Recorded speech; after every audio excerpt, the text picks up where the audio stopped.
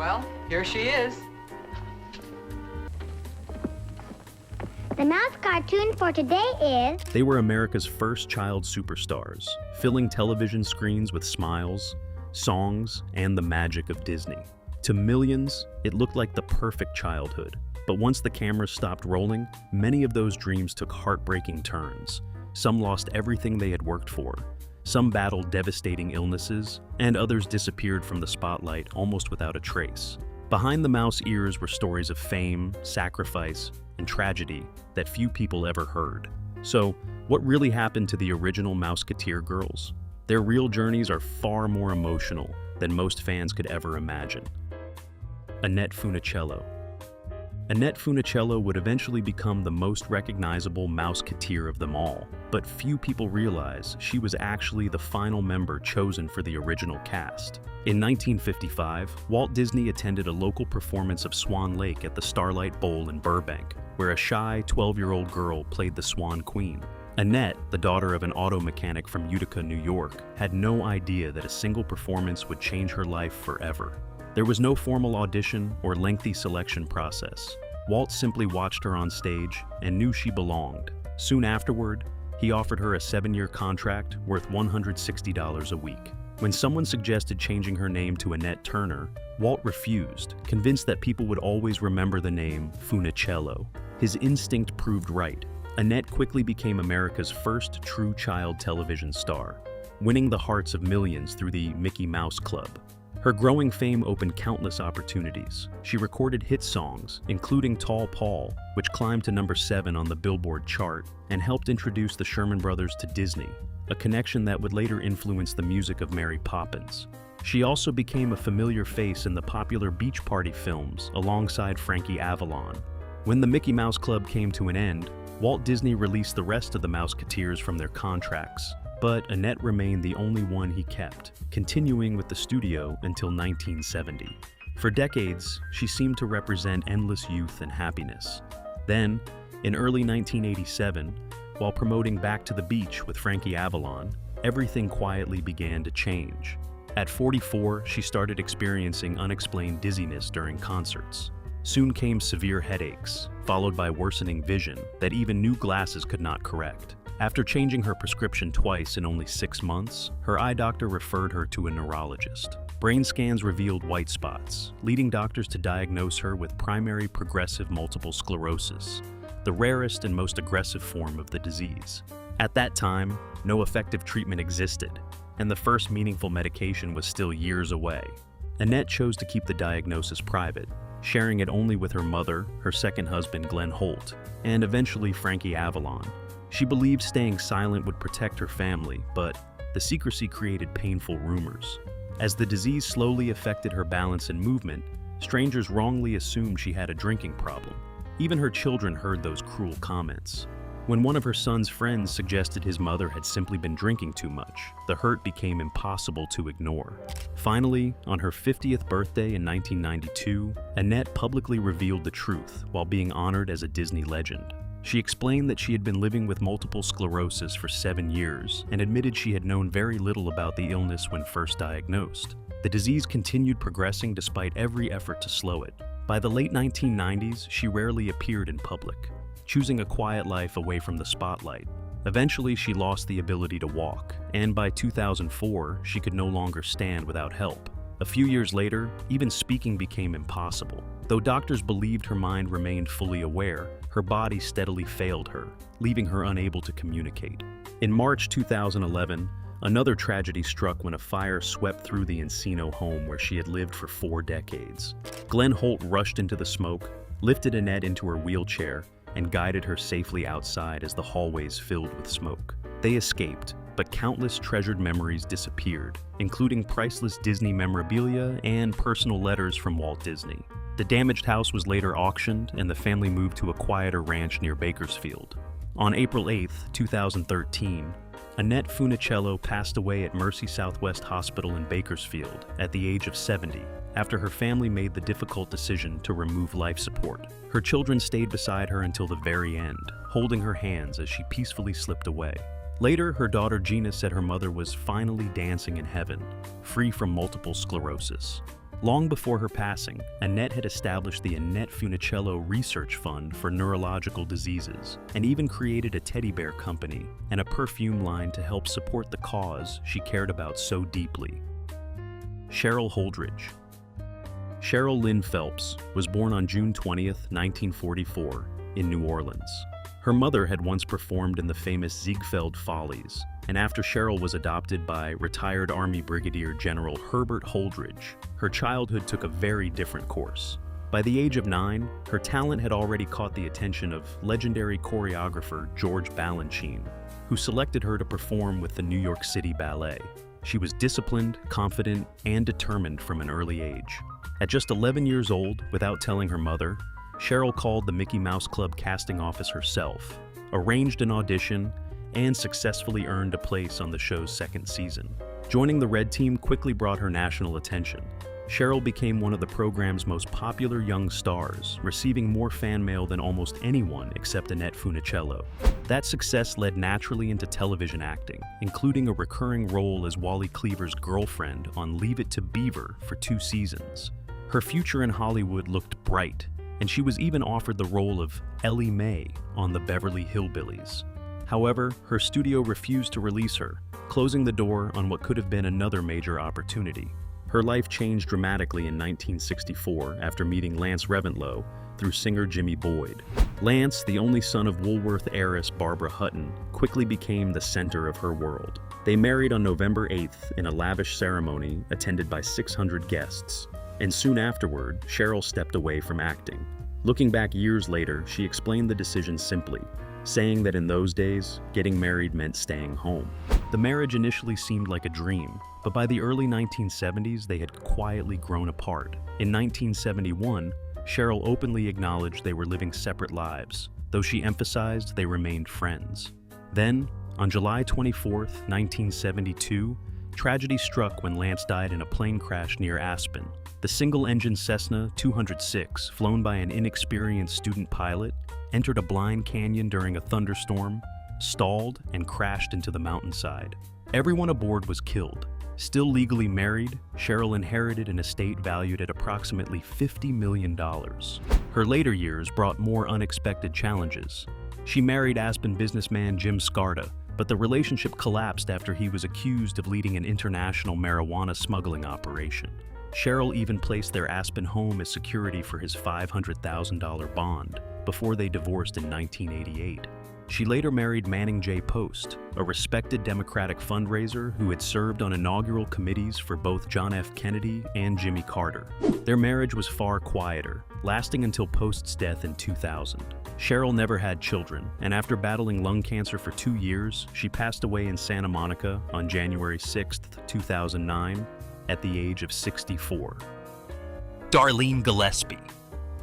Long before Annette Funicello became the name most closely linked to the Mickey Mouse Club, Darlene Faye Gillespie was considered its brightest young star.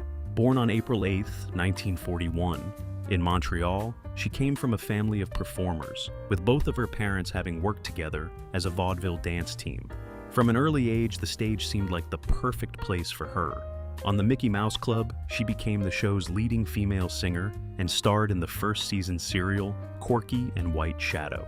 Disney invested heavily in her future, releasing a solo album and selecting her to play Dorothy in the planned film The Rainbow Road to Oz. For a while, Darlene appeared destined to become Disney's biggest young star, but everything gradually shifted.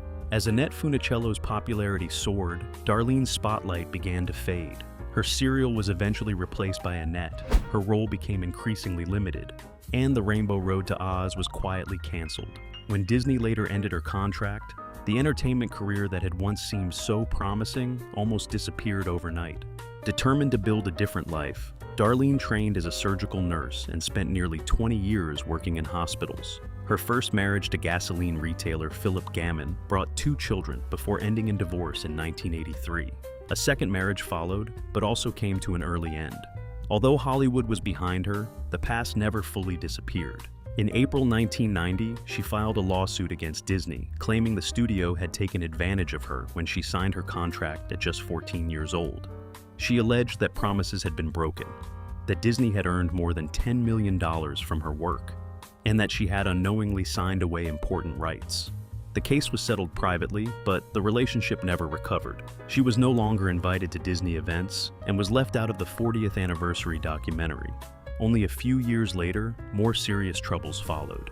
In 1996, Darlene and her fiancé, Jerry Fraschilla, were arrested for shoplifting a food processor and several shirts from a Macy's store in Ventura, California. She received 3 days in jail and 3 years of probation.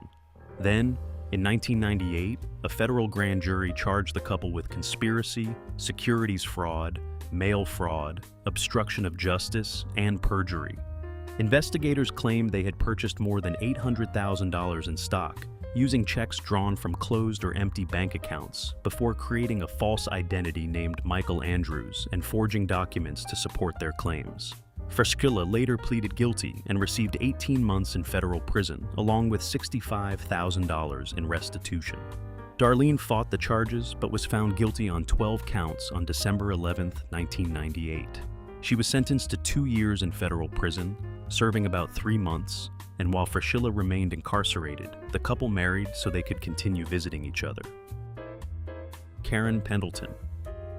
Karen Anita Pendleton was only 8 or 9 years old when she became one of the youngest members of the Mickey Mouse Club.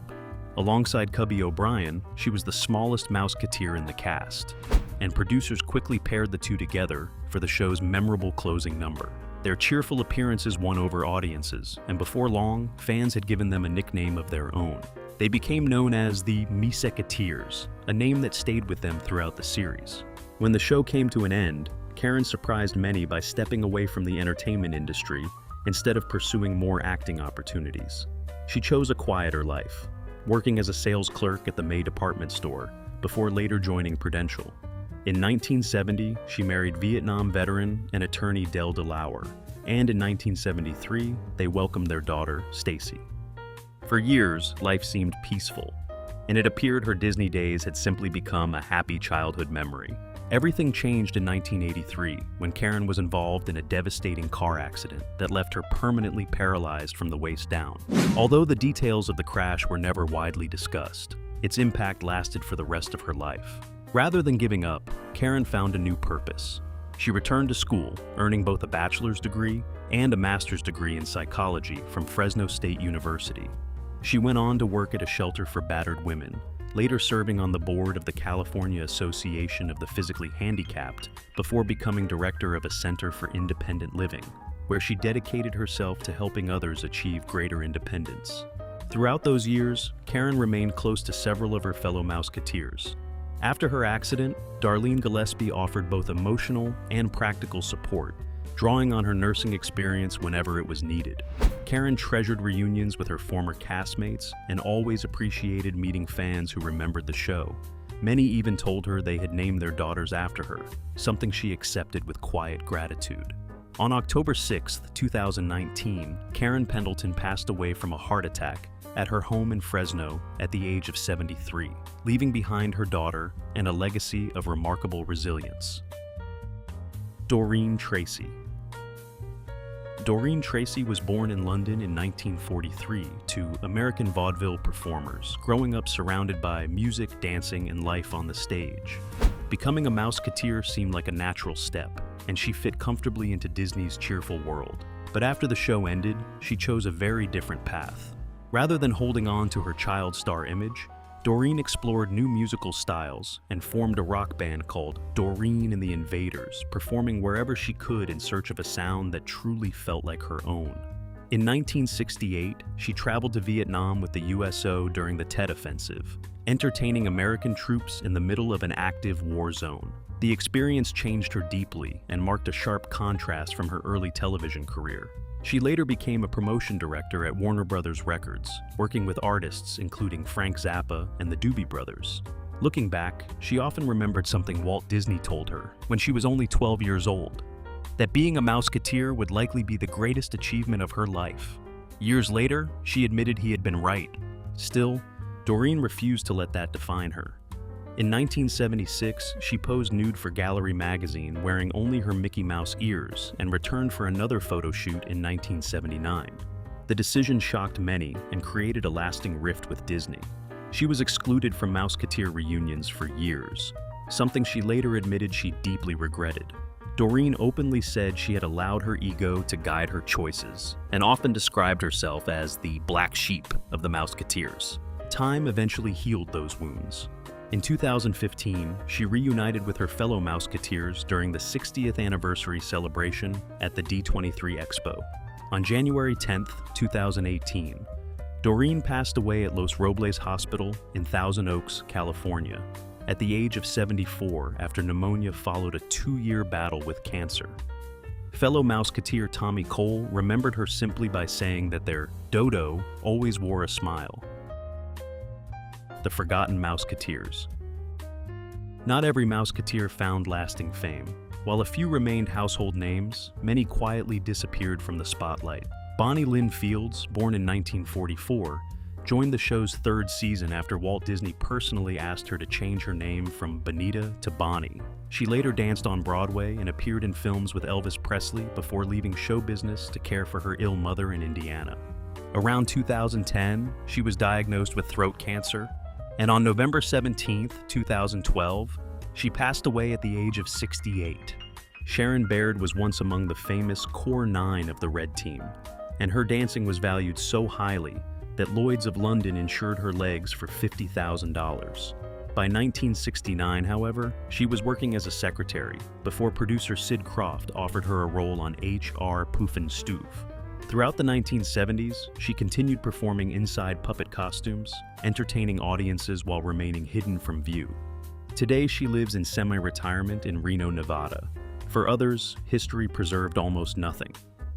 Margene Story, Linda Hughes, Nancy Abbasi, and Billie Jean Bean Blossom appeared for only a single season before fading from public record. Little is known about where life eventually took them. The reality behind the Mickey Mouse Club was often far less magical than it appeared. Most Mouseketeers earned about $185 a week only while filming. Their 1-year contracts offered little security, and they spent long days acting, singing, dancing, attending publicity events, and meeting fans without additional pay. Parents were generally kept away from the set, leaving the children to navigate the entertainment business largely on their own. When the series was canceled in September 1959, Disney released every Mouseketeer except Annette Funicello. There was no career guidance, no financial support, and no safety net. As Lonnie Burr later wrote in The Accidental Mouseketeer, the enormous profits Disney earned from the show and its merchandise never reached the young performers. Millions of Mickey Mouse ear hats were sold, but the children who made them famous received no share. Although the series returned repeatedly through syndication, the Disney Channel, and broadcasts in more than 40 countries, the original Mouseketeers never received royalties. In 1996, the Screen Actors Guild sought unpaid residuals that reports estimated could reach $100 million. But the lengthy legal battle came too late for many former cast members. Those experiences inspired Paul Peterson, who founded a minor consideration in 1991 to support former child actors. His advocacy helped change California law in 2000, requiring 15% of a child actor's earnings to be protected in trust. Looking back, Peterson argued that when those first contracts were signed in 1955, almost none of today's protections existed, leaving the original Mouseketeers to learn that difficult lesson on their own. Behind the bright smiles, catchy songs, and famous mouse ears were children whose lives unfolded in ways no one could have predicted.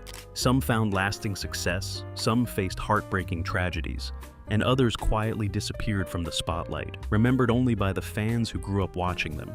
But together, they helped create one of the most influential television shows in history, leaving behind a legacy that continues to inspire generations.